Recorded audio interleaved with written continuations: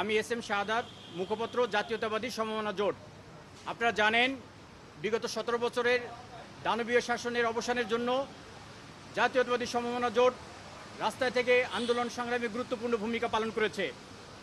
আজকে মাননীয় প্রধানমন্ত্রীর আমন্ত্রণে আমরা এখানে সমবেত হয়েছিলাম।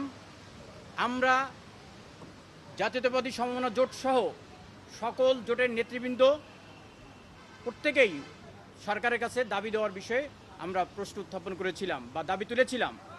মাননীয় প্রধানমন্ত্রী তার বক্তব্যে আশ্বস্ত করেছেন যে আমরা যারা যুগপৎ আন্দোলনের শরিক জোট ছিলাম তাদের সবাইকে নিয়ে 31 দফা বাস্তবায়নের জন্য সবাইকে শরিক রেখে 31 দফা বাস্তবায়ন করবেন। আমরাও বিশ্বাস করি বাংলাদেশের বর্তমান প্রধানমন্ত্রী তিনি উল্লেখ করেছেন যে একটি দুর্বিষহ অর্থনৈতিক অবস্থার মধ্য দিয়ে দিন পার করছেন। সেই কারণে 31 দফা বাস্তবায়নের জন্য তিনি যুগপৎ আন্দোলনের শরিক জোটের নেতাদের সাহায্য সহযোগিতা চেয়েছেন। আমরা বিশ্বাস করি বর্তমান প্রধানমন্ত্রীর নেতৃত্বে এদেশে 31 দফা বাস্তবায়িত হবে।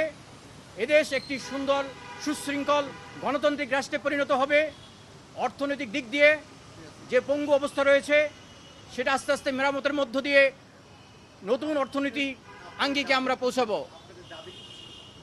আমরা সবাই দাবি করেছি যারা যুগপৎ আন্দোলনে ছিলাম আমাদের সবাইকে মূল্যায়ন করা হোক।